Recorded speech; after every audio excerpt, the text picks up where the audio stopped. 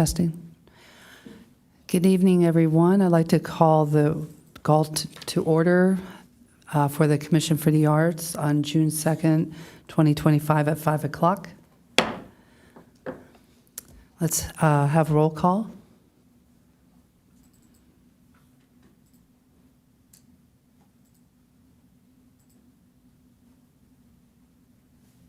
Let the record show that all commissioners are present except Chair Fox, who is absent. Thank you. Please stand for the Pledge of Allegiance. I pledge allegiance to the flag of the United States of America and to the republic for which it stands, one nation, under God, indivisible, with liberty and justice for all. Thank you. Now we will move on to special presentations and proclamations, which are none. And oral communications. There are no oral communications today. Thank you. Number 6 is changes to the agenda, and we do have some changes. Yes, there is a change to the agenda as Arts Division Manager Murphy requested to move agenda items 9A1 and 8A 2.1, 2, and 3 before 8A1. Would you clarify, was that 8A 2.1, 2, and 3? Yes. Thank She you. wants to move 9A1, 8A 2.1, 2, and 3 before 8A1. Okay, thank you. All right, moving on to the approval of the minutes. Did everyone get a chance to read over it? Do we have a motion to approve? I'll motion. Okay, Commissioner Fader. I can second. And Commissioner Kadakia.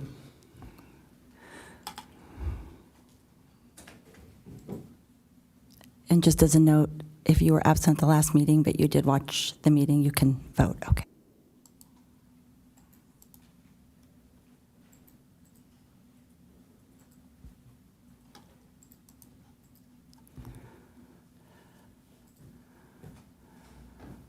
Let the record show that the motion to approve the minutes passes with all commissioners voting yes, except Chair Fox, who is absent.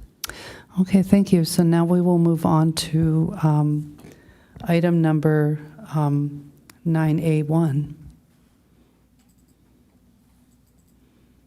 Good evening. As part of the Pacific View report, and as Pacific View approaches a year being open, I wanted to share some information where we started and where we are now, because part of one of your work plan items is talking about perhaps where we go next. So when Pacific View was going through renovations, there, as with any construction project, some challenges. One of those was the opening date was a moving target. Everything from when were we going to get the transformer from SDG&E to all sorts of things. That contributed to what is the programming, who's going to be able to teach. We were ready to go at one point, had to reschedule things. So that was a bit of a challenge very early on. There were some needs that staff identified that were just not part of the initial scope of work. Things like insufficient electrical capacity to do some of the programming, the really loud echoing in rooms 1 through 4, 7, and 8 because of those beautiful polished concrete floors. The belief had been that once we had enough people and equipment in there, that would not be the issue that it did indeed turn out to be. There is no sprung floor in the dance rooms. We were able to get it corrected and add the equivalent of a Marley floor under the laminate, but there are a number of dance instructors who do not feel comfortable teaching on that floor because it is not sprung. Rooms 5 and 6 were not complete until early 2025. So then when the center opened, it's beautiful, opened mid-August, we had initial limited hours 10 to 3. Those expanded in January 10 to 5. And then just recently, March 27th, we launched Thursday nights.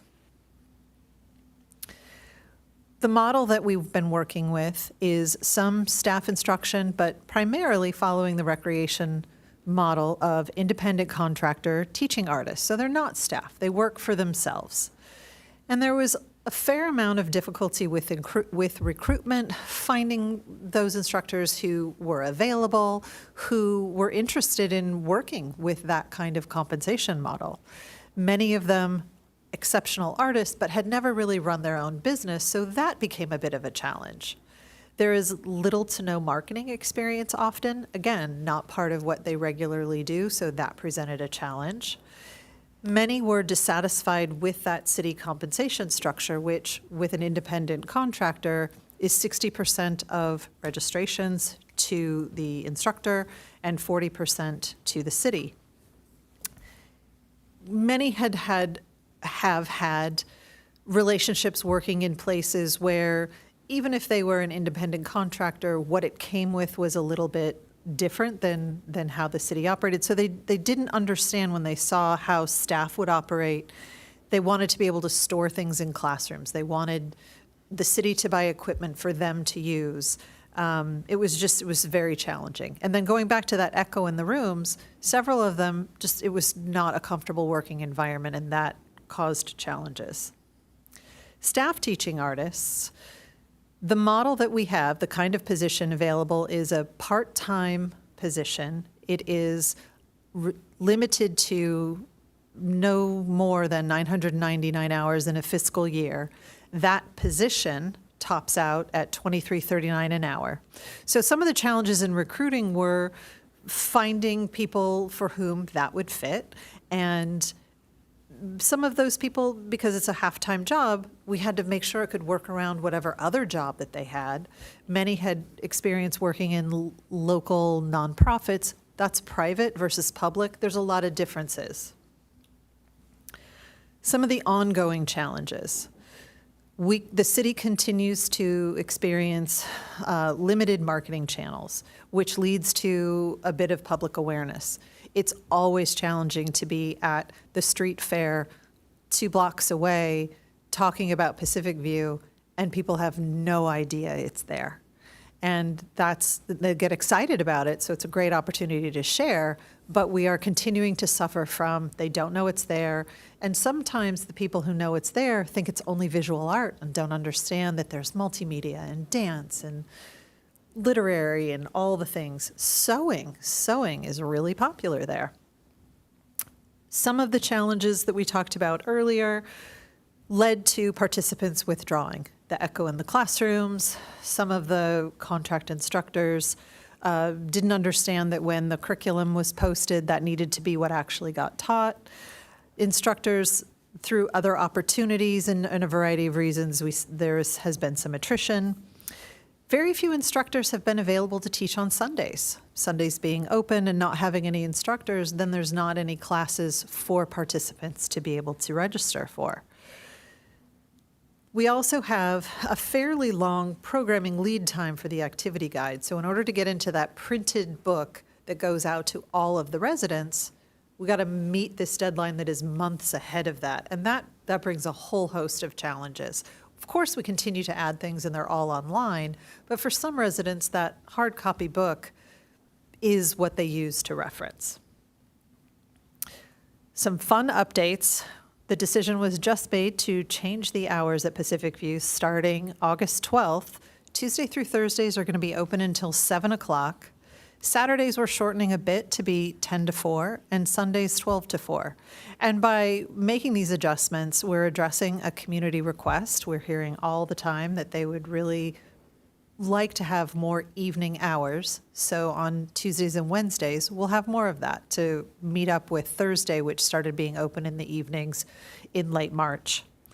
I am thrilled to announce that the sound dampening has been completed at the center as of last week, and it has made a tremendous difference. So to anyone who has been in those rooms and experienced that, please come walk through the rooms and see just how different, hear how different it is. We are also working on electrical modifications that will expand capability for programming in those rooms. We're in the estimates phase right now. And we are also in the process of researching the establishment of a scholarship program for older adults who might otherwise not be able to participate in programmings due to limited and fixed incomes.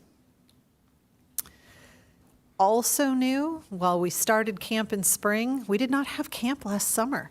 So this is going to be first summer camp at Pacific View, and we have 8 weeks of up to 3 sections per week. So we could have as many as 48 kids every week in just staff-run camp. Other contract instructors have brought in different kinds of camps as well across performing, visual, and other kinds of things. Kids as young as 3 can participate in a half-day camp with some of our contract instructors. We're also looking forward to offering it in the fall for the Encinitas Union School District's 1-week fall break. We've added additional teaching staff to accommodate being able to offer all of those camps. Pacific View Sessions was added March 27th, which is multimedia programming. We are continuing to expand multimedia programming. Some of the new staff that we've added specializes in different areas there. We're looking at a program called Custom Creative where we reach out. People have reached out to us and wanted, excuse me, to have a specialized class for a scout troop or a National Charity League group. And this is going to give us that opportunity to take something and develop it. It's still a public class, but we're able to create things as we hear that they'd like to have them. Printmaking programs will be able to expand as soon as the electrical is completed, which we are hoping is no later than this fall. And the internship we hope to have, that has been discussed, we hope to have in place by January. So what's next? And here's where we move into 8A2, where council has given the commission some direction on coming up with new ideas to contribute to the profitability of the center. And this is where we want to make sure that you know some of the things that we're working on in case it informs some of your ideas, launches other ideas you might have. So we're going to continue to seek additional scholarship program sponsorships. Is it possible to change the independent contractor compensation model? Is it possible to increase staff teaching artists hourly compensation? Is it possible to get a different model where we can bring in a guest artist? Is it something that's worth looking into to contract operations to a private organization? It would require zoning modifications. Is it possible to add social media channels for arts and also recreation? Just as a reminder, this is that zoning that we talked about. I did the refresher at our last meeting. When we look at private programming, if we look at it through the educational lens, it requires a major use permit. If we look at it through the recreational lens, it's currently prohibited. If we were to continue looking at that outside organization, we would just have to make sure that we remember occupancy goes with the building. And currently that is 14 to 19 total people per room. And that's the end of this part. Dave Knopp, our department director, is here to help with some more information. Happy Monday. Got to be honest, I'm excited. All of a sudden, I'm excited to be here. I appreciate this opportunity. I almost wanted to ask you, and I'm not going to stand up and rah-rah, we'll clap hands, jumping jacks, whatever to get us going. I'm coming off of, I think it's 7 days in a row. We had a fantastic ribbon cutting on Saturday for Scott Valley Park, new playground. Sunday, we had EcoFest. I came out to EcoFest to look at staff and the support that we were involved in that event. So it's get to Monday, and I started off morning Monday with kind of, and now I'm like, okay, now I'm kind of gung-ho for this. And so I want to share that enthusiasm for this next question, part of the work plan. And I'll be honest, right before I came in here, I went back and I watched the city council meeting. I think that's the last one in April. If you haven't seen it, or if you haven't seen it in a while, go back and watch it. Watch the ending, and when they get to this, what we're going to talk about, there's a chance to be very enthusiastic for it. So Councilman Jim O'Hara brought up the idea of generating ideas to contribute revenue to Pacific View operations. And then there were some discussions about, well, is that really ideas or that ideas in the plan? Council and the mayor had discussions of like, really, if we just had ideas this year, that would be a plus.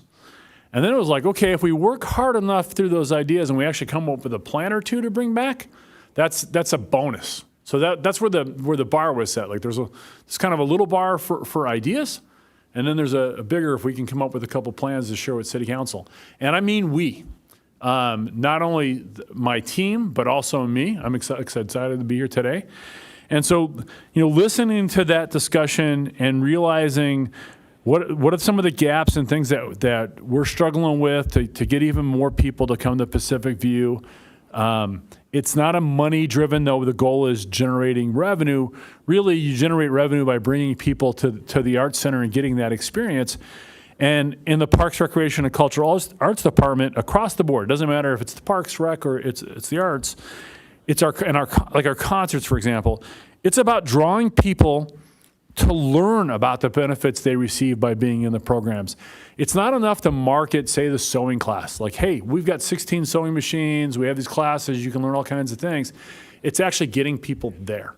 You pay a fee when you come to a class. So revenue and instructors, if you're an independent contractor, you make money that way. You move the business model along, but we get to provide more. And then the person takes the class, and then they realize that this is something that they need. This is a benefit. This is something very positive and something that they get out of it and look for more of those opportunities. So this is one of those models. Like, what are some of the things we can do? So what they've asked for, like I said, is what are those ideas? And so what are we talking about? And these are what we're going to have really for the whole year. So, what are the ways that we could work the center differently or in addition or evolve to do more, to bring in more classes, to bring in more people, to generate revenue through that process. It's not a closing the center. It's not changing the way we do things. We've worked very hard to be successful in the city model, and I think we're doing amazing things. You're going to see incredible summer camps. We saw incredible spring camps with the kids being in the programs. This is really going well. So those first steps, it's August.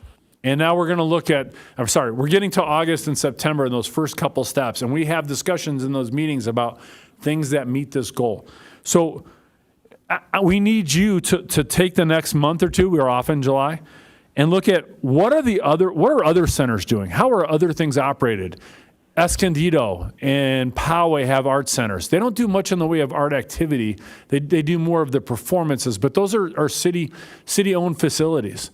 What are nonprofits doing, and what are the city connections in Carlsbad, for example? We had the director from Carlsbad Village Arts was here a couple months ago. What's going on in Oceanside? We had the director of the Oceanside Arts Center here, I believe, the last meeting. So looking into how do they operate and do they provide classes? Is there a way that there's something that we might be able to model here? If you don't mind, I'll share a couple ideas that I've had. And like I said, it's a we. And Colette and I were talking about this. Like, this is new for us too. Looking at new ways. We struggle. We don't have the funds right now to operate on Mondays and Fridays. Sundays we wanted to operate, but we're seeing that either it's going to church, it's going to the beach, Sunday morning, breakfast with family, whatever it is. There's not a strong demand currently for people to go to Sunday classes. We also have a lack of instructors that want to teach on Sundays. So those are kind of like, where are the gaps and where can we fill? One of the opportunities that we can talk about is, could we go out and do a request for proposals to have private, either people or companies or nonprofits, come in and take over part of the building on a Sunday? Think about preschools. I was given the example of preschools at churches. A lot of churches realized over the last 20, 25 years, they have empty buildings sitting Monday through Friday. So what's a way to help the church? They've put on preschools. Some of it is affiliated with the church, sometimes not at all. Bright Horizons is a private company, and sometimes they're in churches. So that's a model that we can look at, something we can discuss for the Arts Center. Is there a chance to go out and see if does somebody want to teach on Sundays? Is there a path to go? Does somebody want to teach on Mondays or Fridays? And can we work with the rooms that are available where we have space available to put these on? That's beginning conversation, not to go. The other one is, are there artists? You have artists you're going to listen to, and you've done it over the years that I've been here, the year I've been here, is the discussion of wanting to donate a mural or donate an art piece. And that's great. It's part of our community. It's part of bringing the arts. Are there artists out there, and do we want us to market that, who want to teach an art class for free as a volunteer opportunity? Do you want to come in and teach a certain kind of art? And we have some examples with instructors that are so good at what they teach that they've motivated people to go out and open art studios in that path. Or is there a marketing opportunity for somebody who's already teaching art or is going to start teaching in the area that they're struggling, and by teaching being the free instructor, not that the class would be free, maybe we could bring some revenue in by offering and not paying the instructor as the volunteer, that art instructor could teach their class, could motivate people to take it, and then maybe give that opportunity to go to where they're teaching their class. So these are just some simple ideas that we discussed just today, and that's what we need from you. You know, like I said, it's June. We're a little quiet in July, and we're back in August. In August, let's start that conversation. What are your ideas? You know, and we'll start putting them on the list. And then maybe somewhere down the line, then we start planning, but also how do we bring people in to speak about it? And then separate from that is, do you know people that might be interested and have their own plan? It doesn't have to be just from us. It could be people out there. If someone's motivated and excited about this opportunity, have them come in. Have them come in and do the 3-minute public presentation. If you like it, then ask for it to be on the agenda, and we'll bring it back as a fuller program. But I look at this as a little bit more confident and a little more excited about the possibility. And as I said in the council meeting, what a great opportunity to have people who represent the city share their ideas on expanding our program. So I really look forward to this. I think it's going to be a great thing as we go forward. I would gladly answer any questions. Yeah, thanks for all that great brainstorming. I have a question about, the commission a while back agreed on a letter which was sent to, council, and it was the previous work plan about utilizing the PVAC, and it was as a result of an ad hoc. It was me, Commissioner Romer, and Commissioner Chair Fox. That one. So when this came up over a month ago, 2 months ago, that was the first thing that came to my mind. It's like we already submitted a proposal, and I was thinking to review what that was. It was about the some kind of partnerships with the schools and the districts, and to make PVAC a place of, an art hub, an extension of their art programs or something like that. And that would bring students. Now, I know that about the capacity, 14 and 19, but students in the classroom. But there's a lot of other, schools. There's charters in smaller schools, but even the bigger schools, maybe they could plan it out a little strategically so that there's they wouldn't be overflowing the classrooms. But that was just one idea, and that would utilize the space and the building during the hours of the day when kids are normally not around. So I was wondering whatever happened to that. So it was shared with City Council. It was not brought back as an action item for the work plan this go. It's something that the council can direct, but it's also something that's been shared and discussed with us and among the staff. And I would say that's a repeat's not the right word, but another item that can be part of this discussion As you were talking, it's the homeschool. This is an opportunity for homeschool, though they'd have to pay for the building. But here's a chance for homeschool to look at an art class as part of that program through Pacific View. Is there a way to, I mean, if you wanted to pursue that, how do you kind of like resurrect that letter or that proposal? In my opinion, that's the continued discussion here. Like I said, August, September, to put together a list of the ideas to share back to City Council. That's definitely worth having on the list. I have a quick question. So this action item really is just about programmatic expansion, not so much fundraising, right? Just to make that distinction that they're looking for programmatic Okay, yeah. ideas. This specific goal is ways to operate the center to contribute revenue to Pacific View operations. So Okay. not so much donation.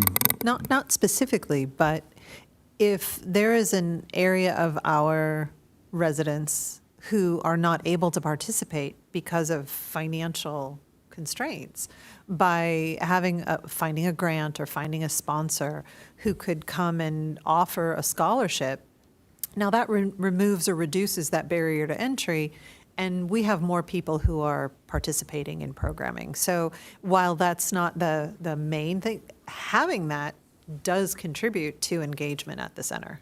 Okay, great, thank you. If I could add to that too, I mean, it's the same path. We have a goal in the department to create a senior scholarship for this year, starting out with a $10,000 reach attempt to add programming. Okay.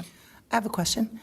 Is this item 3 of the new art plan, or is this separate than Jim O'Hara's proposed? Or are you kind of just discussing it before we get to that? So this was because we wanted to make sure it was advertised, included on the agenda. This is the work plan item. It has just been pulled out as a special discussion point. As a Okay, I had specific- some discussion with Jim for about 45 minutes based on this item that he requested. And so I want to bring it up while we're here.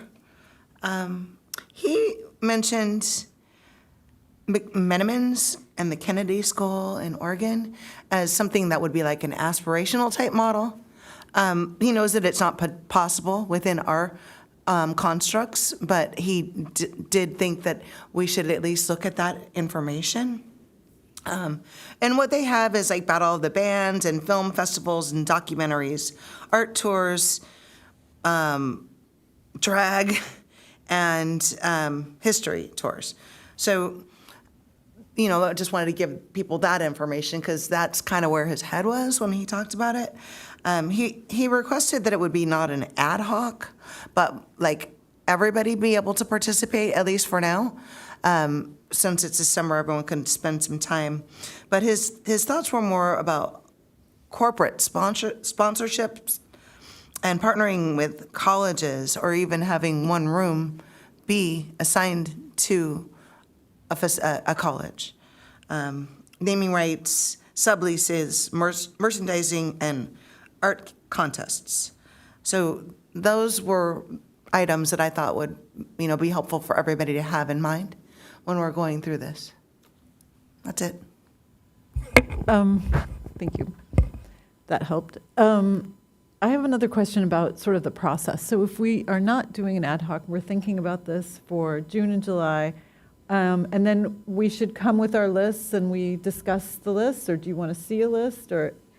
Well, keep in mind, an ad hoc is something that you would form if there's some special work that needs to be done within that model with fewer than quorum.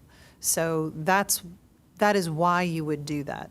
Even if an ad hoc were to get formed to do something, that does not preclude the remaining commissioners from doing work on their own. Mm-hmm. You just can't have conversations outside of a public meeting about it. But to be able to go and do all of this research and gather it, and then when you come into a meeting, to share, these are the ideas. Yeah. And you can submit it ahead of time, so if there was something you wanted to be able to put up onto the screen. So in terms of how to share it ahead of August, you can bring it with you. If it's something that you have together and you'd like it to be in a presentation or a list, or you've got pictures or something like that, you can submit it and it can get attached to the agenda so that it can be shared and the public can get a little bit more information about it.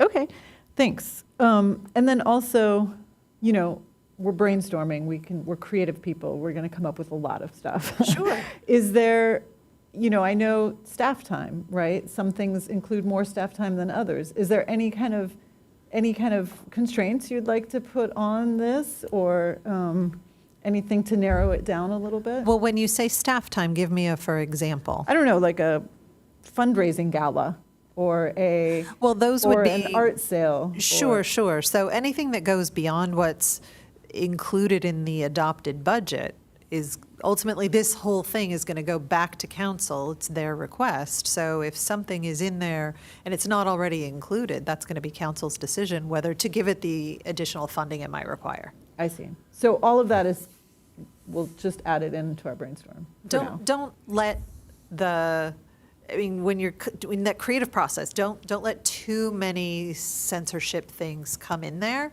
because you may come in with a big audacious goal that is not doable, but in the discussion of it, it could inspire something else. Okay. So keep that in mind. Awesome. Okay, thank you. If I can ask a quick question, and thank you for all this information. It's very enlightening. I wondered about the context of listing sort of the challenges that have come up. I just wanted to get a sense of, is there at all like a crisis in supporting the programs that Pacific View is offering, or because? Yeah, I don't know if that's something you can speak to. That's maybe No, the right word. I want to take first shot at it, and Colette, you got the artist view, and you got the different kind of management view. It's great to have the partnership. The center is, you know, coming close to the end of its first year, and it's amazing. I mean, to have a place to have so many different types of art classes. You know, now we're having interviews on Thursday nights with bands that are coming in and hearing about those things. These are things that just, they're not happening in other cities. And the way you pay for classes in city government or city classes in recreation and arts, it's also affordable. So it's exciting to see going. In the short run, no, there's no crisis at the center. I think when you get to the goal, I think that's council just looking at there's other ways to operate a center, and maybe it's in addition to what we already do, and they want that view. And we can put it together and take it back to city leadership to help make that decision. Does that help? Yeah, no, I appreciate that. I just want to get a sense of you know, whether there should be concern about you know, a timeline of things being able to continue the way they are there. Obviously, the request for ideas for raising revenue, you know, suggests that maybe the status quo isn't going to be enough. If I could add, I mean, I hear what you're saying, and I actually think it's really good, because I think this is, I see it as director, I see it as an opportunity to do even more. Okay. Instead of a challenge of we're not, and I get the conversation. I don't see this as we're not making it. I see the chance to do even more. Okay, no, that's great.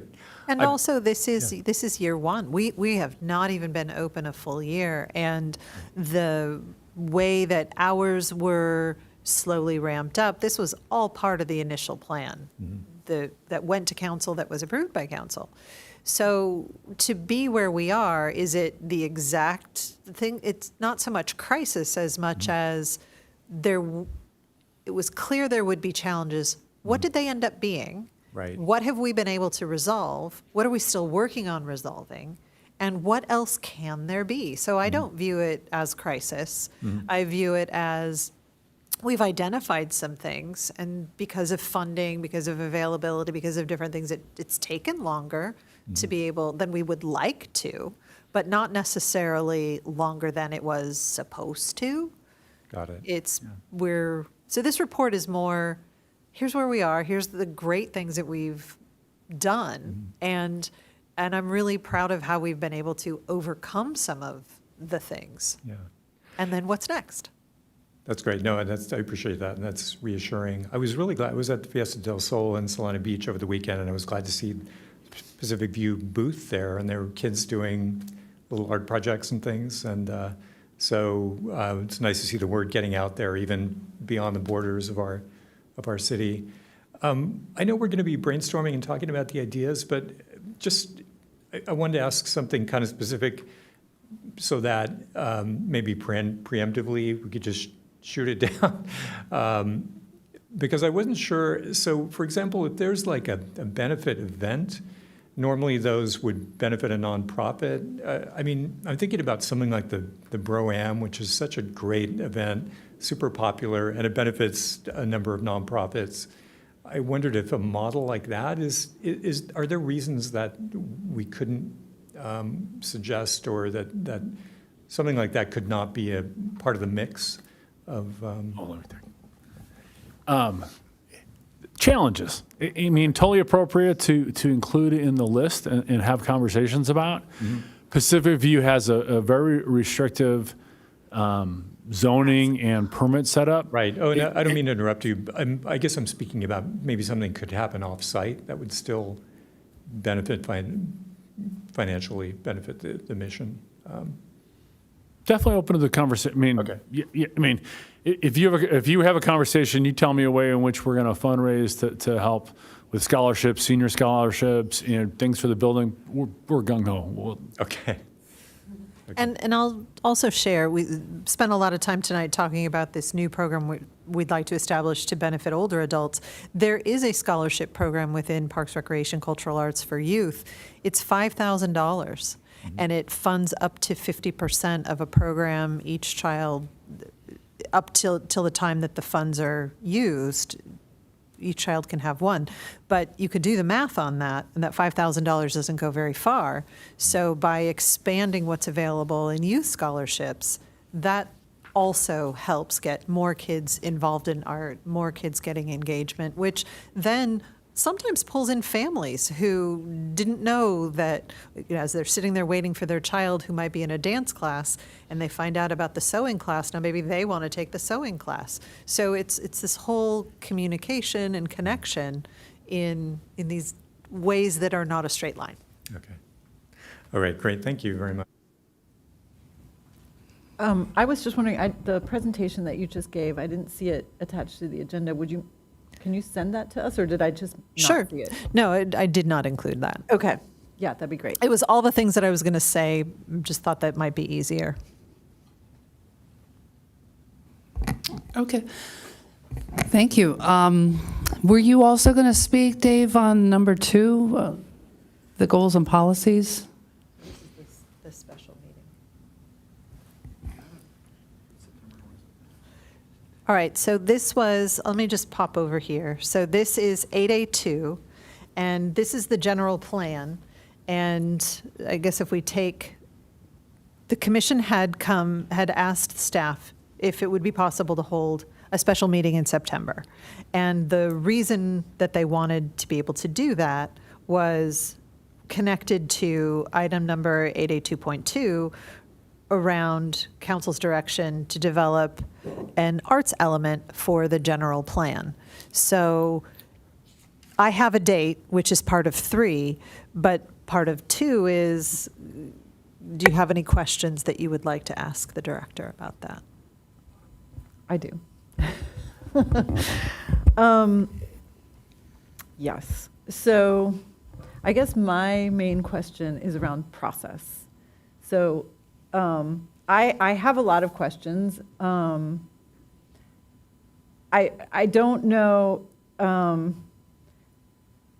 like, how would this go? So I gave it some thought. I read the Encinitas general plan. I tried to brainstorm some ideas.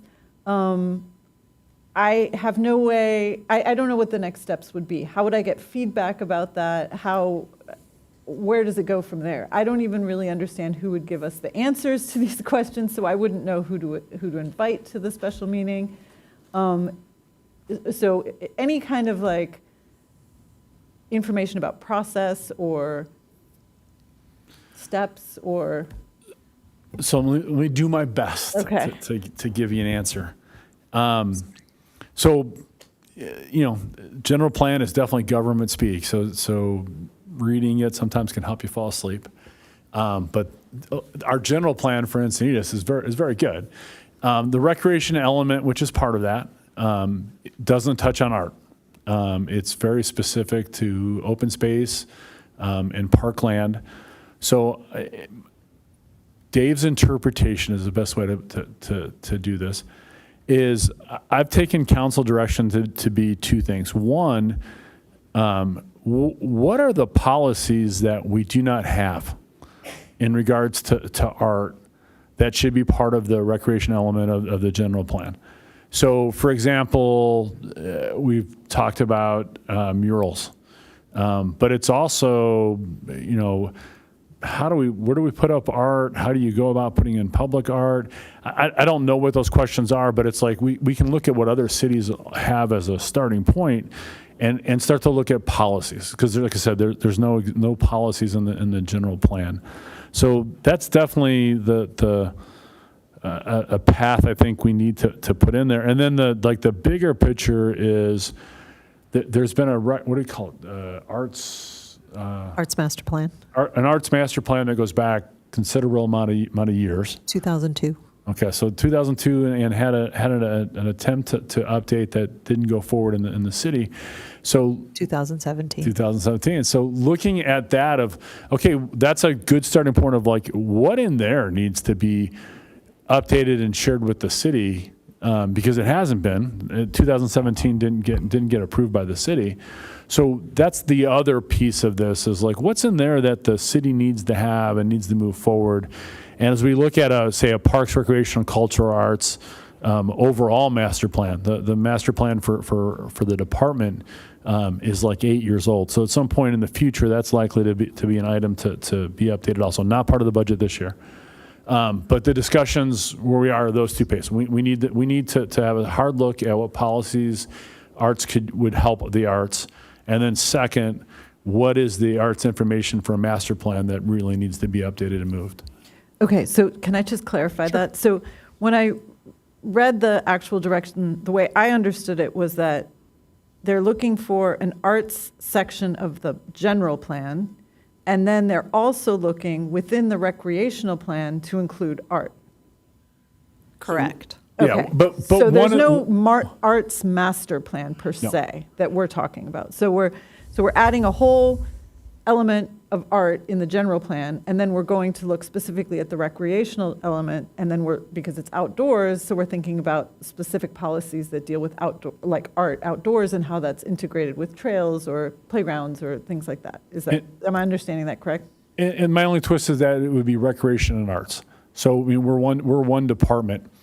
So the recreation element is the only element that touches our department. So adding arts to that and expand, I mean, it's part of the overall general plan. Recreation element is part of that general plan. So, okay, so we're not doing a separate arts plan. There's only one element, and that's the recreational element that'll also include art. Which would be recreation and arts. Okay, so it's just one plan that we're working on, not the arts element of the general plan and adding arts to the recreational plan. Right, It's one just thing. one. Yep. That's recreation and arts. One thing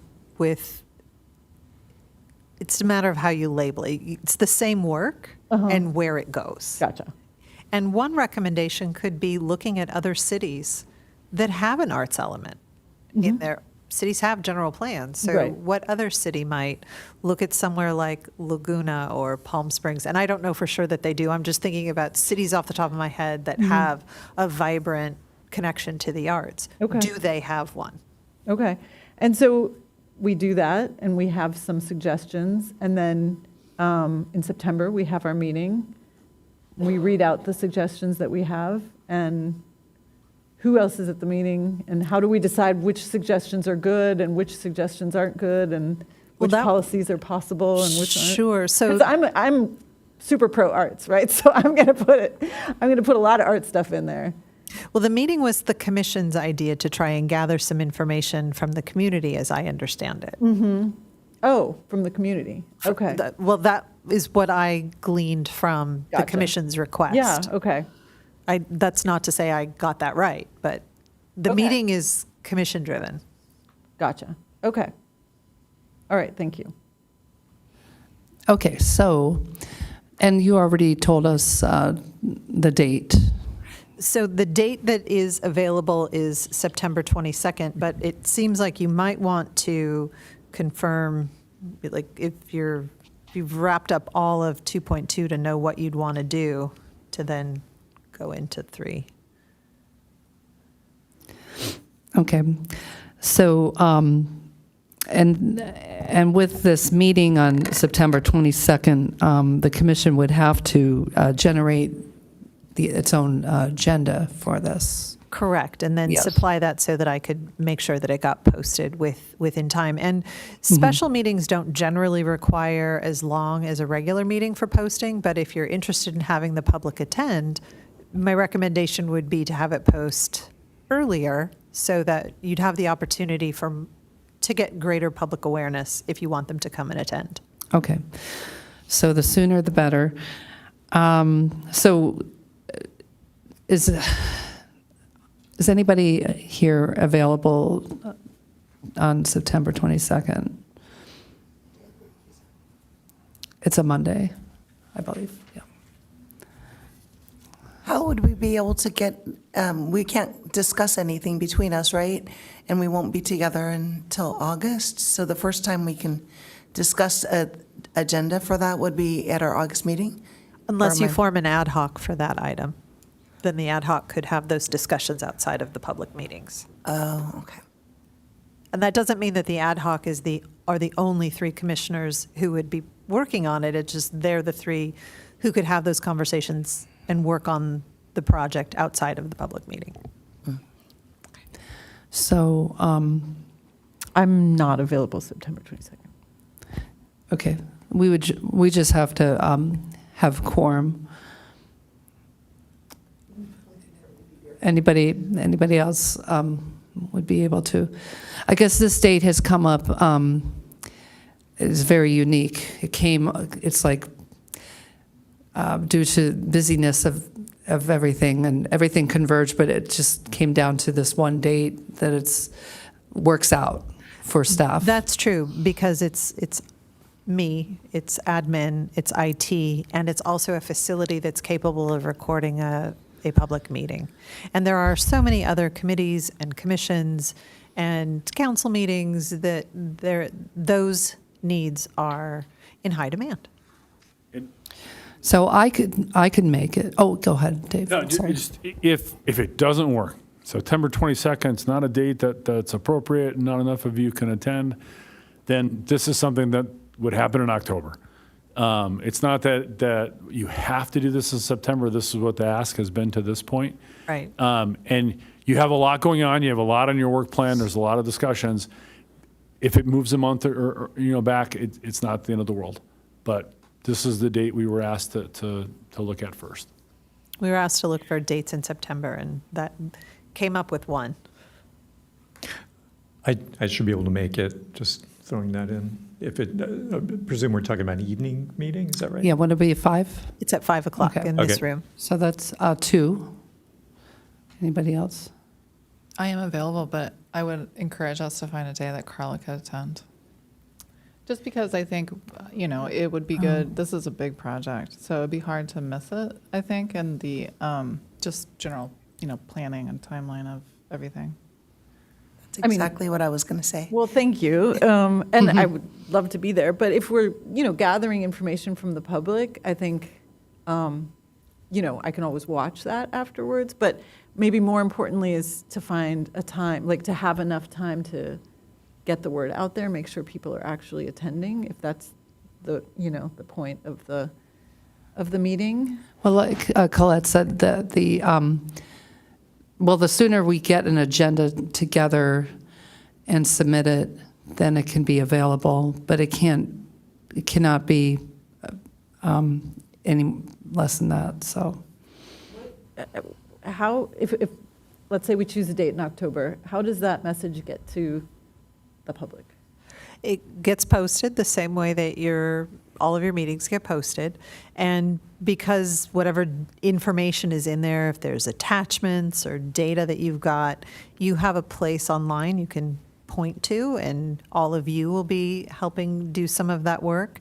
If there is a direction that you'd like to go, resources that you can reach out to, sharing it on community, within the arts community and getting it out there. Staff has communication channels about arts events. We promote commission meetings. So all the ways, depending upon where it happens relative to something like Art Night, could be included, this is happening on this day. If it happens wherever it is, there's just all the way that we promote and the way that all of you communicate within the arts and the community at large. Thank you. So I think almost more important is that we give ourselves enough time to promote it, and think that through. I mean, so if we're doing it in September, that would probably, we would be doing a lot of promotion in August, I would think, or we push it back a month. I would just say that if the purpose of this meeting is to receive the community input, I might suggest October, only because of sort of back to school time being a little tough. But I just wanted to also clarify that the timeline for this particular project, when are we as a commission expected to kind of present something back to council for the general plan? Your work plan goes, for the year. Yeah. So Okay. they did not specify anything sooner than the completion of the year, to the best of my knowledge. Correct. There's not a goal to complete the overall project. So we're looking, your plan completes in spring. Okay. And if you had something sooner, great, but that's the timeline of your work plan. Okay. Okay, so then, with all that said, would you all like to wait until October? Yes, I think so. And we'll ask staff to find another date. We hope that you'll be able to find one. Maybe in the meantime, we can all research other cities' general plans as they relate to art, and maybe kind of, when I looked at it, it looked like the format that I was looking at, there was a goal stated, and then an objective, and then policies that related to that. So maybe if we want to kind of start with the goals and just look at other cities and kind of try to come up with a collection of goals that we think might be a good fit for Encinitas. Does that sound like a good plan? Yeah, I like that. Thank you. We have the summer to do that, August, and Chair Fox is not here today, so give her an opportunity. And so we'll table that until October. But when we come back in August, if you can give us a date, then we can. Just like you requested at the last meeting, we had dates for you by the following meeting. We'll have dates for you by your next meeting as well. Okay, that's great. All right. We can maybe start to get the word out there even without the date. If people just kind of start getting people excited about coming to the meeting in October. I just want to make sure I understand the purpose of this community meeting, because it talks about a workshop related to the work plan goals, plural. So is the idea that we would solicit ideas for the revenue generation also from the public in that meeting, or is this strictly about the work plan? This is a commission I requested. think that's strictly about the number 2. So it's not generating Okay. ideas about the funding. And I would Okay, that's think, kind of what it seemed. in my opinion, and I'm open to other ideas, but in my opinion, I think we want to hear from the community what goals are important for them, because I think we can all sit down and come up with a lot of goals, but the question is going to be, how do we prioritize them? And so I think any input from the community would be very helpful. For sure, yeah. Thank you. Okay, so that's settled. We'll wait for our next meeting in August, and so keep your calendar clear in October, I guess. And yeah, meantime, we'll do our homework, and like you said, do some research. And in August, we'll have some more things to talk about and put it down, and then have the public meeting in October. So that'll be good. So we have to be mindful of the time. We need to definitely end by 7 today. So I think that concludes all that you need. Was there anything else, Dave, that you were going to talk about for that segment? Thank you. Have a good night. Okay, thank you. You too.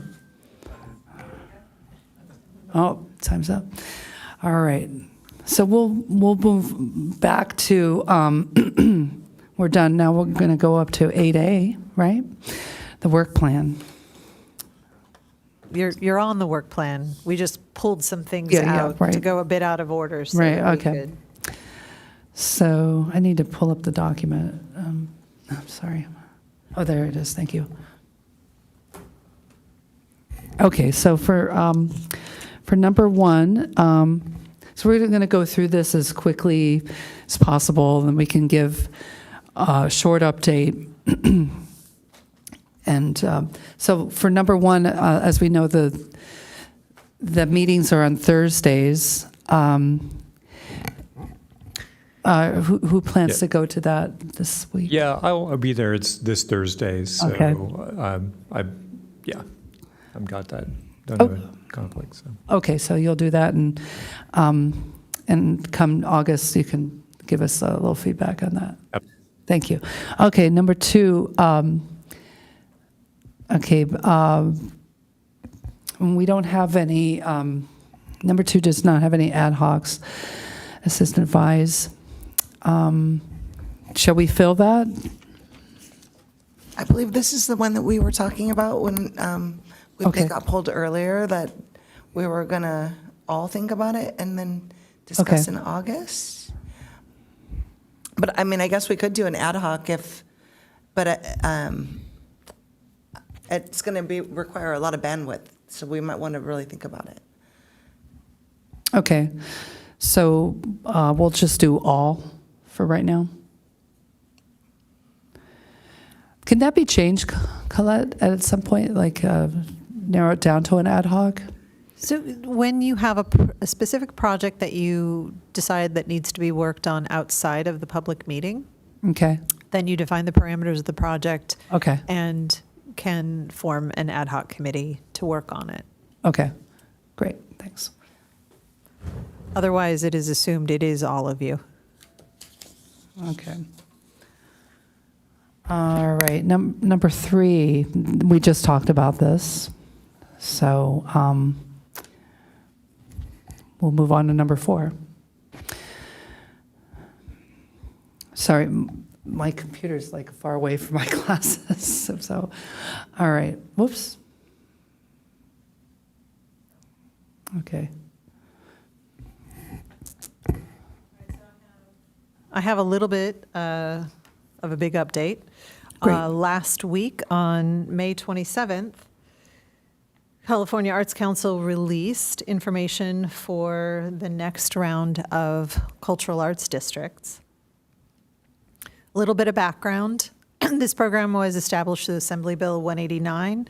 It was enacted as legislation in 2015, and it is a tool for the development, support, and preservation of California's extensive and diverse cultural assets. It is generally understood that a cultural district is a well-defined geographic area with a high concentration of cultural resources and activities that accomplishes one or more of the following outcomes. It attracts artists, creative entrepreneurs, cultural enterprises. It encourages economic development and supports entrepreneurship in the creative community. encourages the preservation and reuse of historic buildings and other artistic, culturally significant structures, fosters local cultural development, provides a focal point for celebrating and strengthening the unique cultural identity of the community, and promotes opportunity without generating displacement or expanding inequality. And I bring those things up because that is language, excuse me, out of the legislation and a primary lens through which this application process will be viewed and the application content. In 2017, there was a pilot during which 14 cultural districts were designated. 3 of those are in San Diego: Oceanside, Barrio Logan, and Balboa Park. The initial funding provided to each of these was $10,000 to cover a 2-year period. Then in 2022, there was a $10 million grant that was distributed among the 14 districts to provide some pretty substantial funding. The 2025 application is going to designate up to 10 new districts. And again, that $10,000 per district for a 2-year period. There is no promise of new money. There could be new money after that $10,000, but right now, this is all the money that is attached to this designation. One of the big things that's different about the 2025 process versus the 2017 process is we had several months to put together the application. The deadline for the 2025 application is August 7th. From those who are determined to be semifinalists based on the supplied applications, those semifinalists will have site tours conducted in October and November, and then at the California Arts Council's December 12th meeting, the recommendations will be put forward and up to 10 new districts will be designated. So it's a much faster timeline. And unfortunately, our department, given summer, kids out of school, the kinds of programming and what our department does, this is the absolute busiest 2 months we spend. In the 2025 application, an organizational partnership is required. So it's not just the city applying for it. It requires, at minimum, not only the branch of government, but an arts or cultural nonprofit or collective, and also a local business community development organization association. A 1-to-1 grant match is required. So up to $10,000 for those 2-year periods. That means that an additional $10,000 needs to be identified as matching money. And then that status needs to be identified, whether it's projected, pending, or committed. Back in that map that we were looking at, those districts were divided between rural, urban, and suburban areas, and then also cultural production and cultural heritage, and some of them are both. The districts not only are going to be asked to identify according to these broad typologies, but also in 2019, there was a gap analysis done based on those districts that had been chosen in 2017, and they really identified that there were these significant gaps. And in fact, it might even be worth going back and looking at that to see the red ones are urban, the orange ones are rural, and the blue ones are suburban. So as you look at it, the majority of them are urban. So what they're hoping happens is that they're able to fill in some of those gaps and not replicate, so that there is this broader representation of all that California has to offer across all of the California cultural districts. So the criteria basis is, as they're going through the questions, they will be based on the strength with which they demonstrate the following: diversity, capacity, and commitment of participating partners, and the authentic community engagement from diverse stakeholders, a strong understanding and concentration of the cultural assets present within the district area that's identified, clarity and thoroughness of a budget, vision, goals, and objectives. That's around connected to the district again, and clearly defined leadership. Anticipated impact of the cultural district designation. What is it going to do for the area? And then the expected contribution to the cohort, which is that larger family of all of the previously and newly designated cultural districts. The question categories come in these 4 groupings, centering equity and accessibility, partnerships, community engagement and social impact, district vision and planning. The questions are about describing equity and accessibility goals, what's done to achieve them, how do you measure progress, what is the approach to ensuring people with disabilities can fully participate.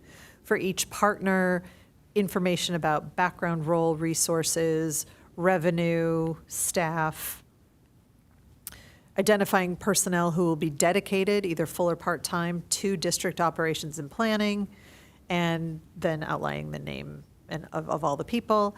And then what are the anticipated district community members beyond those 3 core partners? So those 3 organizations are the minimum required, but who else? Who else in the community is on board, is committed to this? And how will they collaborate? A 2-year budget snapshot of cultural district activities. So what's going to happen? So now you're a cultural district. What do you have planned? What are you going to do to celebrate, to make a big deal? And then address challenges within the budget from one year to the next. And here's where we would identify among these things. Number 2, cultural asset inventory. That's places, spaces, and events. So what are some places, areas that things happen, spaces, these are the actual organizations, and then events. What happens within our district that really helps define what we're putting forward as a cultural district. Then letters of support, and if there is any district overlap. Currently, Encinitas does not. There has been some discussion about self-designation, which would be the local, but that has not yet happened. And then so this is part of the asset inventory, listing all of those kinds of things, how the community is currently engaged in the district and its activities, issues, how the designation is going to change that, how residents will benefit from district designation, the vision for the next 5 years of the district, budgeting again, matching funds description, and all of that needs to be completed by August 7th. So you've just gotten a preview of the presentation that is going to be at Cultural Tourism this Thursday, so that we can gather some input about community feedback, start to now gather what that cultural asset map was. All of the information that we did back in 2017 still exists, and determining what the map is, how much does it change. We've got a lot of new places and spaces, a lot of new things that have happened in the last number of years since 2017. And then the plan is to go to City Council on June 25th and take their direction about whether or not to complete the application. I'm just going to comment that I received the email about that application period opening as well, and it mentions a webinar next Tuesday, I guess, about the program and overview of the grant program. It seems as though that's maybe something that anybody can log into. So, if I don't know if I can share that link. Sure. I mean, I don't think that they've hidden it. Yeah. That is a lot. I mean, we have a lot to offer here, but yeah, 2 months is not a lot of time. So one of the things that I would request is this item is on the commission's work plan, and I would ask that you form an ad hoc to help participate in the gathering of some of this data, because given the deadline of this application being August 7th, there will be some work that needs to be done over the summer while the commission is dark. Yeah. There are no meetings, no public meetings. Okay, that's wonderful.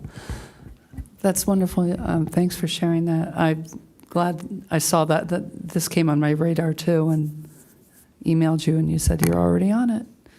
So that was cool. So do we want to go ahead and Form an solicit ad hoc volunteers? for that? Sure. I'm sorry, which number is it? 5? 4? 4. 4. Yeah. Yes. Yeah, I'd be happy to be part of that. I think it's has a lot of exciting potential, and hopefully we can convince the city council this is worth pursuing. That's the first step, right? We have to get them on board before, We have to have direction from council to do it. yeah. And we also have to, was there anybody else? Go ahead. Sorry. When's the meeting with council? Staff is going to take it to council on June 25th to get their direction. Oh, I see. And then pending that response, the work would be done in July, basically. Correct. Okay. We're going to share this during cultural tourism so that we can start to gather some information at that point, because it's a lot of cultural partners participating in that committee.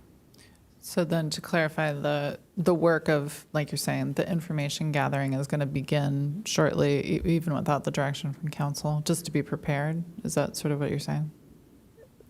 Because we have them at that meeting, having them Yeah. share all of their information. And that really does two things also. Cultural Tourism Committee shares about all of the events and all of the cultural entities within Encinitas. So even if council were to come back and not, or the direction was to not apply for it, gathering all of that information is very useful in terms of the wealth of cultural activities that happen within our city. Right. I am interested in being on the ad hoc. Okay. That's a big project, though. Anybody else? And we have to do a voting too. Yes, that's correct. Per city council, the clerk's office, they gave me the direction that you must vote. Yes. So do we do one person at a time? No, you just can vote on the creation of an ad hoc for that work plan goal. Okay. And just include then the we also- members, and just, include the members. When you state the motion, just make sure you include who the members are on that ad hoc committee. Okay, but I was wondering, do we also vote for the commissioners because we did that the last time? Well, you're just voting on the selection of the members that are on the ad hoc committee that you're adding to the committee. So you just do a vote on that. Okay. Is there a third, or are we just the two? Okay, so I'd like to make a motion for the formation of an ad hoc for number 4 with Commissioner Hebert and Commissioner Fader, excuse me. I just wanted to say really quick, because Katie is not here tonight, will this exclude her from being on the ad hoc if she wanted to, if we form it today? I don't think so, because it means that, 3 can be in an ad 3, hoc, and so she so- can join at a later date. yes. It's not like it's closed. If you would like to nominate her to be on it, you could do that. And if she ended up not being able to, she just wouldn't participate. If you have more than 3 people who are interested, then of course that's a different situation. But it sounded like we did not have that situation currently. I was just trying to make sure we weren't accidentally excluding her from working on the project because she wasn't here tonight. If you believe she would be interested in that project, you could recommend her for it and have her voted in for it. And then she still has the option not to participate if she is unable. Okay. Does anybody feel like the vibes and that she's like jumping up and down wherever she is? I think we should give her the opportunity and then have her opt out if she doesn't have time. Okay. I just have a sneaking suspicion that she might want to be part of it. Okay. Just jumping. Okay. So we're going to make a nomination for her? All right. So should I rephrase that? Yes. Okay. I'd like to make a motion to form an ad hoc for number 4 with Commissioner Hebert, Commissioner Fader, and a nomination for Commissioner Fox, Chair Fox. Do we have a second? I'll second. Thank you.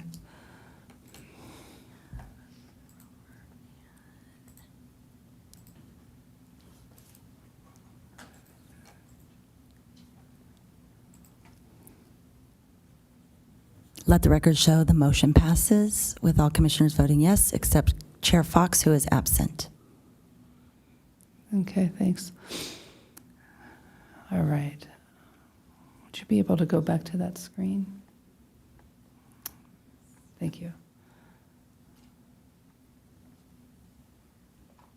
Okay, we are, thank you. We're on number 5. And that is myself and Commissioner Romer. And so a little update. We did contact some people. We haven't heard back, so we can't give any more information about other than that.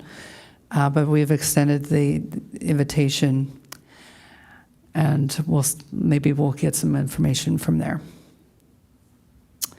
Number 6. Commissioner Romer, do you have anything to report? I don't have any updates on this one. Okay. Sorry. And would anybody else like to join on this one with Commissioner Romer? Okay, not at this time. Okay, now we're going to move on to number 7. Number 7 is so big. So we have the SLP with Commissioners Campbell, Fox, and Romer. Do you have any update on that? The update is that staff will bring the finalized presentation back to the commission Okay. at the August meeting. And then it will go to council in September. Okay, thank you. All right, and then we have, the next one is a mural, and we have a mural. I'm sorry. Oh, can you go back up? Do you want to see the mural? Yes. Okay, yes. And this is by the artist who spoke a couple of months ago. Just to clarify, is this part of the section because this is an art donation? Yeah, that's why I was like, wait, yeah, this is part of our donation. You're on. We're on public art. This is public art. Okay. It's a donation of public art. Okay, gotcha. Sorry, I thought you were there. So, let me see here. I'm so sorry. Where are you? Actually, yeah, we were on mural. This is. Yeah, but this is We're on the work plan item about the murals. yeah, but this is donations. Just happens to be a mural donation. So it's Okay. just okay. Got it. So did I skip? Sorry about that. I felt like yeah. So sorry about that. Oh, that's okay. So right now, we do not have anybody for mural. Would we like to have somebody on mural?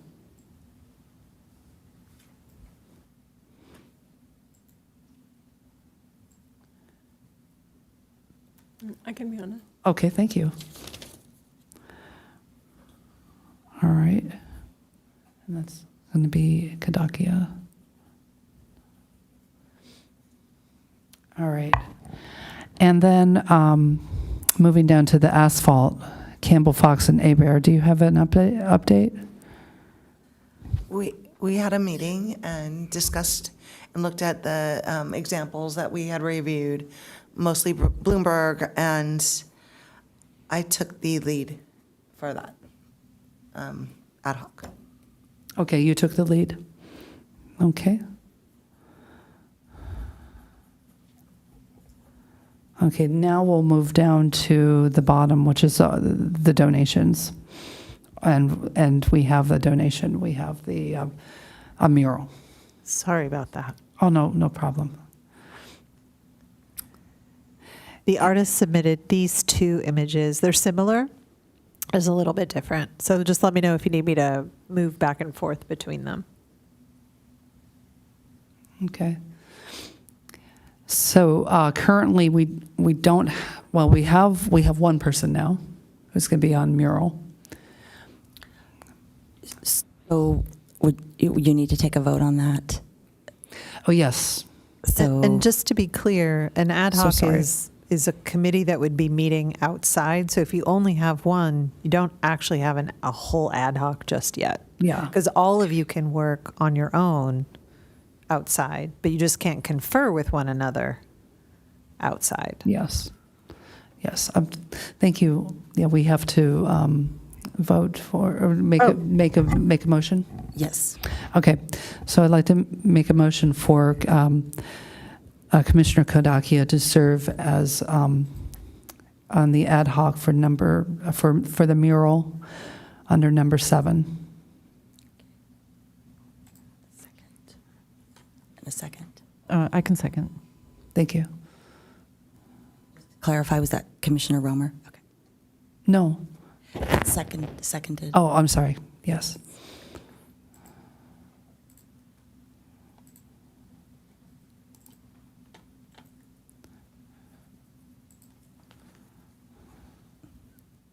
Let the record show that the motion passes with all commissioners voting yes, except Chair Fox, who is absent. Okay, thanks. Could you go back to the work plan page? Oh, I'm sorry. You have I your just had hands full there. one point, maybe just to clarify.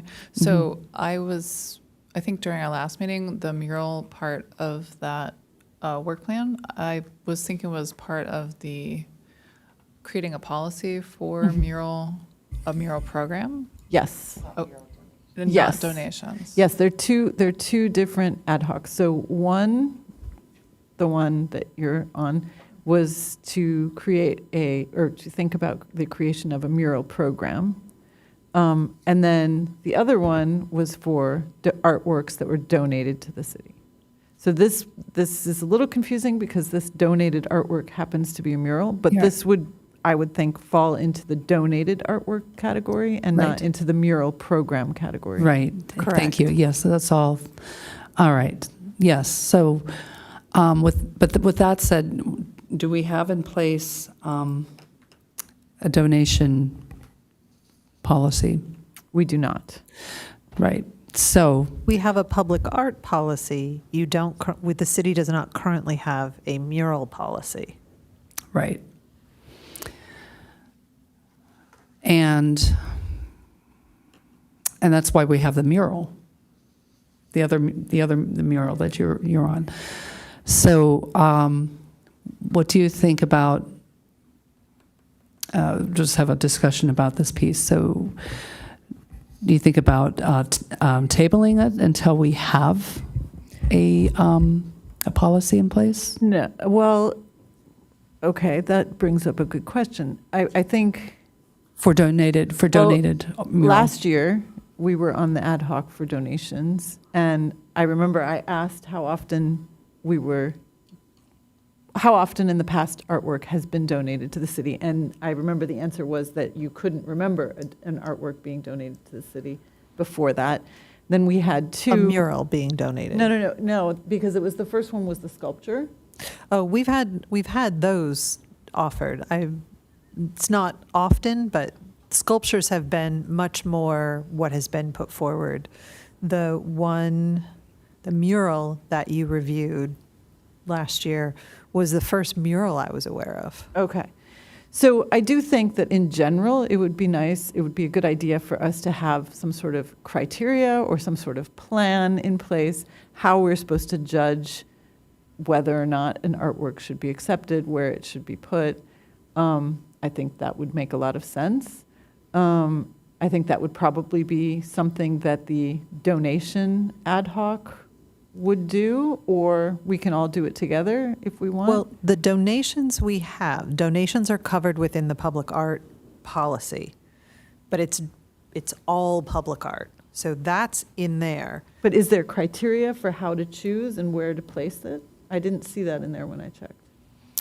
That is something that would be developed based on, right. Right, that's what I'm talking about. Yes, it's part of the general plan, but I didn't see any specific criteria on how to decide one mural versus another, how to decide where it can go, what it can include, what it can't include, those kind of details. So that sounds like that's the mural policy, and you want to be careful because public art policy is a bigger bucket. Like that's the big bucket. Murals are a kind of public art. So you want to be clear that you're. Yeah, okay,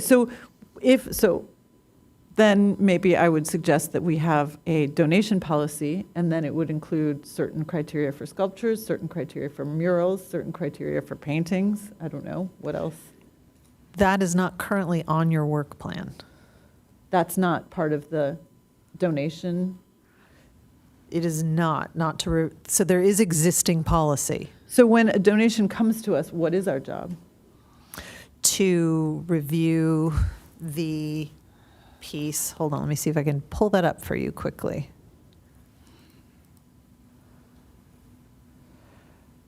Let's see, here we go.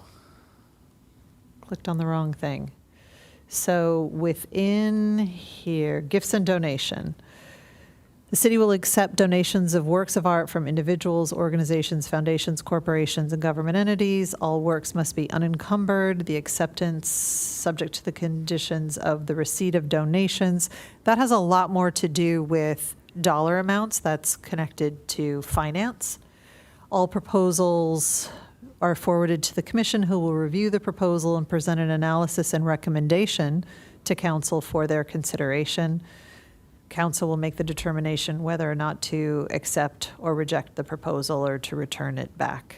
So what I'm talking about doing is creating maybe a rubric or some sort of structure to whether or not to how we decide whether to accept or reject the proposal.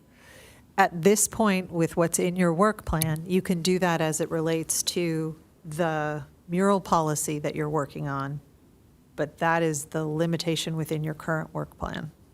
But the mural ad hoc was to develop a mural program, not to figure out mural donations. Well, in order to have a mural program, you need a mural policy. And what would be the criteria around what murals you would be putting into your policy?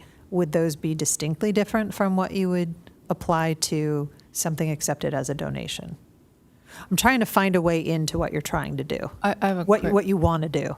quick question. So I was under the impression that when you worked on the sculpture loan program, kind of like procedures and policies, that if that was accepted by city council or some version of it, that then we would model the mural acceptance on a similar sort of structure, but with different rubric, obviously, because it's not sculpture.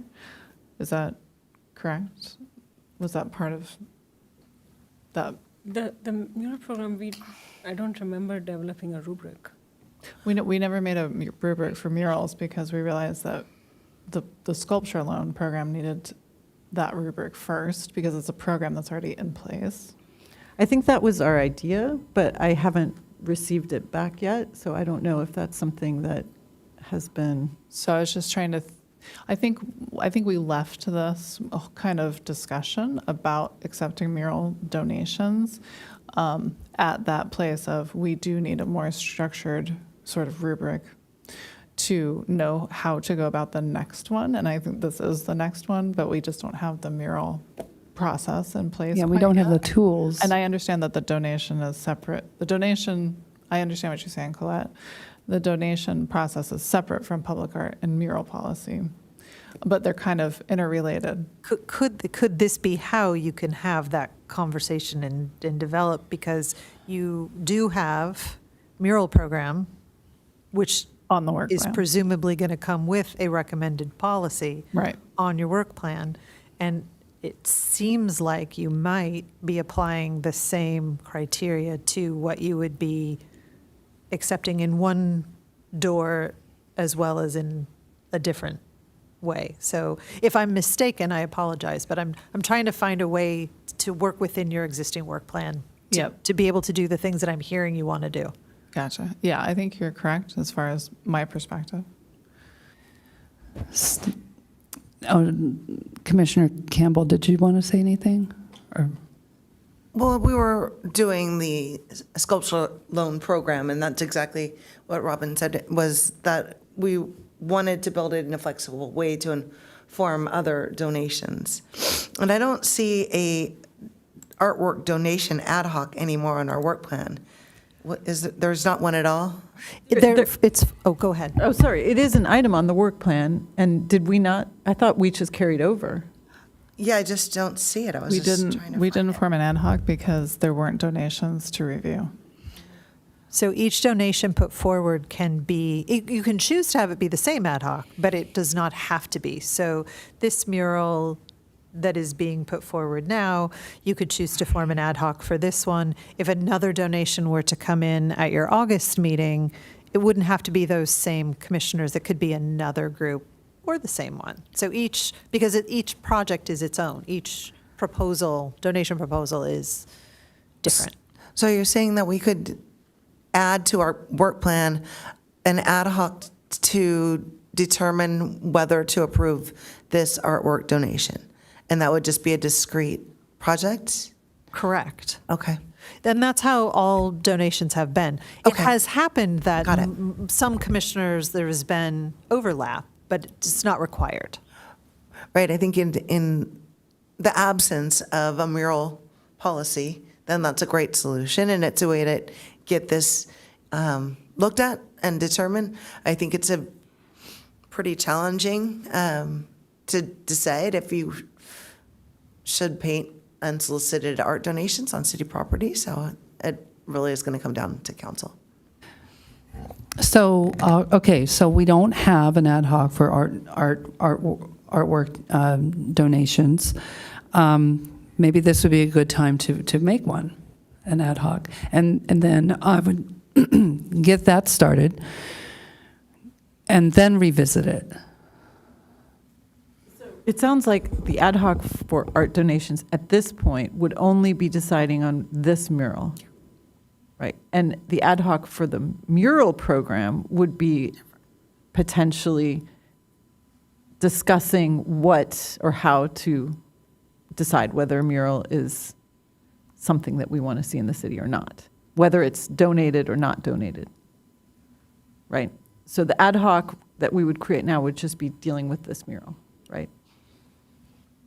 I thought it was going to be just general artwork donations.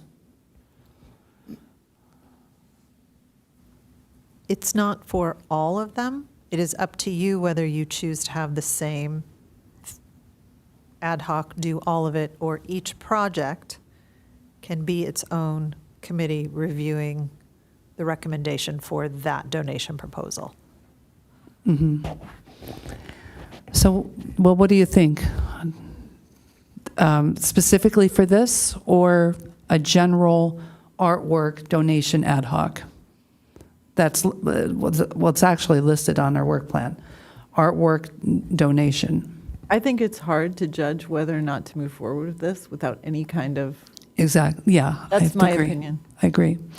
So, do we want an ad hoc specifically for this? Or as it's listed on the work plan, artwork donation? You can also choose to pause if you don't, do you have a thought, Carla? No, well, I think what you're saying, so, okay, I guess I'll summarize what I'm saying. So I think it's difficult to judge on a specific work of art that is gifted to us, what we do with it, without some sort of policy in place. We currently do not have a policy in place. We have potentially what we worked on in the sculpture loan program. We have sort of a start of an ad hoc for a mural program, but we don't have a policy in place. So if I was on the ad hoc to decide what to do with this mural, I wouldn't really feel like I would know where to start. And if somebody else feels differently, then you can join. But I think one of those two steps should come before we join an ad hoc for this. That's my personal opinion. Did that make sense? Does anybody disagree? No, I agree. We need some context and some criteria to, be able to evaluate this. And, it just seems as though there are things that are specific to this medium that probably need to be addressed and formalized in order to make this kind of judgment, rather than kind of doing it piecemeal like this. So, yeah. So, I'm just repeating what you said. yeah, thank you. In August, we're going to receive the sculpture loan program back. Correct. So maybe we discuss it again at that point and see. That's what I was going to suggest, is Okay. maybe we table this donation review until August when we get some feedback on that sculpture loan proposal. And then maybe we'll know more about where to go from there. Okay. Would everybody be agreeable to that? Sure, and if we feel like it, maybe we can also What? homework and look at look at murals and think of things that we could add to that. There wasn't any kind of time frame placed on this donation that we know of? All of the information I have is in their application. Oh, okay, thank you. And all of you, if you were interested in doing so, could research other cities' mural programs, policies, and be able to bring whatever information you found back to the public meeting to discuss in August. Okay. So where we're going to stand, we're going to table that. Artwork donations all together, pause it, and do our homework, and revisit this in August about seeing about deciding how we're going to break down or create an ad hoc from this. Okay? All right. Number 8, piano. We're all good? We can move on? Okay. Piano competition, 8. Okay, so we're underway with the piano competition is over, and we're on to the concert. We'll let Colette speak about that a little later. But as for next year, it's always good to think about next year. A little bit of brainstorming ahead of time about perspective pieces, but there's many steps involved, so we'll just leave it at that. Okay, number 9. Okay, Commissioners Fader and myself, outreach, programming for Art Night. The next Art Night is not until, let me get this straight, August? August 2nd. Yeah, August 2nd. So this summer, we can possibly see about, we can reach out to them. So Colette, at this time, there's nothing from staff about Art Night. There is nothing at this moment right now. We have definitely started working on it. Some of what I understood the commission wanted to participate in was gathering information from the public to have a sense of what they were interested in having. And I'm not sure where that was going to manifest, if that was something that was going to be done at Art Night or through other channels, finding ways to gather information at our meetings. Having the commissioners also participate with staff on taking those ideas and then turning it into programming would be fantastic as well. Okay. Thank you. Would anybody else would like to join this ad hoc? There's a space. Nobody? Okay. All right, moving on to number 10. Commissioners Campbell and Fader. Nothing. No update. Is there anything, Colette, that we need to know for visual art selection? The 2026 exhibition application is out, and applications are due August 24th. So the work really for the entire commission would be to make sure that those applications, there's 2D and 3D when I say plural, and it is for both individual artists and group shows. So making sure that that gets out there into the arts community and that they know that there's no fee to apply. There is no commission if they sell artwork. So it's really an excellent opportunity to be in front of thousands of people, regardless of which venue their work is hung. It gets seen by a lot of people, and we would love being able to get artists' work out and have it seen. Okay, will do. Thank you. All right. All right, what number was that? I'm sorry. Number 11 that's paused for right now, right? Okay, number 12 is open. Yeah, I think if I can interject, I'm interested in that ad hoc, and I think there was somebody Okay. else who was as well, but we didn't have everybody here, so I think we were going to wait to vote or to form an ad hoc. So Yeah, to I'm make interested in that ad hoc Okay, also. great. Okay. And it's two. All right, so shall we make a motion? I'll make a motion for Commissioners Hebert and Kadakia to form an ad hoc for number 12. I'll second.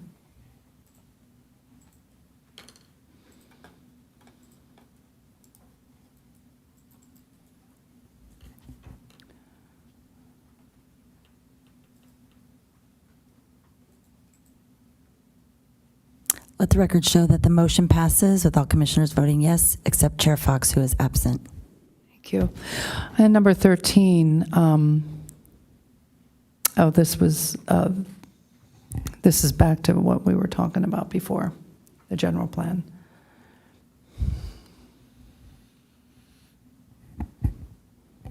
Yeah. And then there's 14 and 15, and that's not applicable right now. All right. Should we move on to, that concludes the work plan then? All right. Then we'll move on to where we left off. Let's see, can you scroll down? I'm sorry.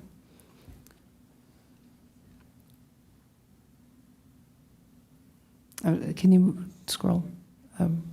Thank you. Yes, the calendar. Oh, actually, no, 9A2, city-run programs. Yes, so most of that's going to get covered under the calendar, so I'll talk about a lot of that when we get down there. And in addition to those things, I mentioned earlier about camp at Pacific View. I can't even tell you how exciting that is, the largesse of it and the amount of community excitement about it has been fantastic.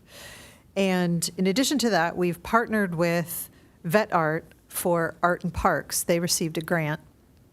And through that are offering free classes, free art projects in city parks, primarily at Oak Crest Park. And every session has been really well attended, and it gives people an opportunity to participate on an art project and connect with each other. Also, the 101 Artist Colony Arts Alive banners, the unveiling back in April, and now the banners are up on the poles. They will be up through June 23rd, and then come down, get a little cleanup, and then the auction itself is over at Cardiff Town Center by Seaside Market, and that's the live auction. There is some exceptional, all of them are exceptional. I think depending upon what your subject matter interest is, it would be hard not to find one or more that really connect. And it's a fun event. It was really lovely. The artists who were at this event and the history of this event in Encinitas and just hearing the stories and how it all, because if you can go to the event in July, I strongly suggest that you do. We mentioned the artist call. Again, a really good opportunity for artists to be able to get their art out and seen. I think it's really worth noting that artists don't need to be professional. They don't need to be what they think as, can I? Every artist who feels like they want to put their work out should put in an application. It doesn't cost anything. There is no application fee.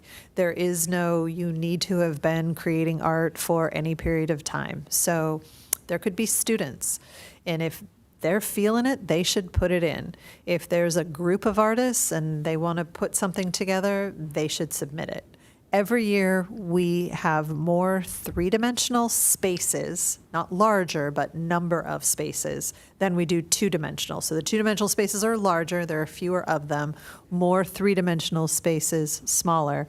So any artists who are creating three-dimensional work, really encourage them to submit. And hopefully we get a really beautiful, diverse group of applications for those. And technically the conclusion of 9A2, but 9B has the calendar, which has more of what is in our city-run programs. The summer is huge.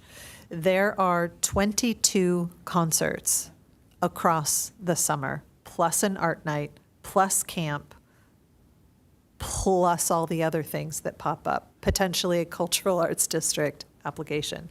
So this calendar, it's the commission calendar that reflects the programming that staff is working on. So we are continuing with a concert every Wednesday at noon. They are always well attended. If you want to make sure you get a seat, doors open at 11:30. Doors close at noon or when those seats are full, and the doors are often closing about 10 till noon. North Coast Symphony Orchestra with the winners from the Youth Piano Concerto Competition on June 14th. This is the grand celebration of the work of these amazing youth. Again this year, 3 spectacular youth selected. Art Camp, those 8 weeks. Music by the Sea, the end of the 2025 season. Concert is on June 27th. Tremonto is back this summer. Last year, you might remember it was in the fall. Got a lot of requests from audience members who really requested that it be back in July. So there we are. And this year, it's going to be a Friday and a Saturday night concert along with a Sunday matinee. Trying to find how to put this together so that we could still bring in these amazing, exceptional international musicians and fit with their schedule, the available budget, yet still have it be provided on days and at times when people can enjoy it. So based on all of that, we're feeling really good about this. Art Night this year, the summer one this year is on August 2nd. In addition to all the art and music, the weather's, we hope, is going to be really lovely, but we're going to have a larger student art camp exhibition as part of this, pulling in pieces from the first 7 weeks of camp, and hope that the kids are really excited about that. 4 concerts on the beach at Moonlight again, and then looking forward to reconnecting with all of you at this meeting on August 4th. As a reminder, there is no regular meeting held in July. That's amazing. It's a lot. I mean, July is going to be packed. So volunteers, please reach out if you're in town and you can help. We would love to have you. All right, great. Thank you. And do we have any commission member-initiated agenda item? No. No. And future agenda items? No. Anybody would like to, 1 or 2? No. Okay. And the commissioner reports, we can go down the line if you'd like. Would you like to start, Commissioner?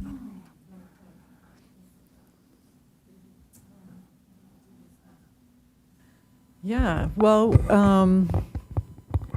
in our Art Manners Learning Local Art Agency Learning Network, we met and talked about, we briefed on, or sort of discussed what we did in Sacramento and what we learned from that and what we can kind of take forward. So that was really interesting. Unfortunately, I'm going to have to miss the next one, which was going to be down in Bayou Logan. That's coming up this week. And it's going to be great, but yeah, I'm not able to make it. But that's all I have. I don't have any updates. Well, except I was in Idlewild this past week, and I met a few artists over there. There was like a visiting artist show in Idlewild. There were 3 different locations in that little town, and I talked to them about potential programs that we can have here. Gave them some information. They were very excited that something like this exists. And they were teaching artists. So, yeah, just shared that work. Yeah, that's it. Yeah, I don't really have anything new. I'm excited to attend the Cultural Tourism Committee meeting and talk about the cultural district possibilities and report back on that. But excited that that's maybe in the works. Nothing really to report on the Encinitas arts side of things, but just to say that I have officially graduated from my arts program at SDSU. Congratulations. No report. That's wonderful. Congrats. I'm slowing down, believe it or not, because this is my last week of work. Actually, my work is more like my play, but play is work. I tell you, it's a lot of work. There's a lot of work to play. So my brain is starting to get like a little fuzzy, and I'm amazed that I'm still like sitting here paying attention. So looking forward to the piano competition. The winner's concert, that is. I'm really pleased that I found out that one of the students went to my district, which is a huge district, you know, and I taught her through the online school. So she and I we've never met. We've only seen each other on the screen. And then she showed a video of herself playing, and I never got her last name or anything. But then, and then I found out, and I put 2 and 2 together. I'm like, oh my gosh, I'm so excited for her, and we'll be able to meet for the first time. That's in person, so it's really cool. The other thing is, after I conclude with my work on Friday. On Saturday, I will be, it's like I have to get myself, turn on the engine again, and I'm presenting for Kodai, which is a San Diego Kodai, which is an affiliate chapter of the Organization of American Kodai Educators. So I'll be presenting about musical games. But then after that, I'm going to really chill out.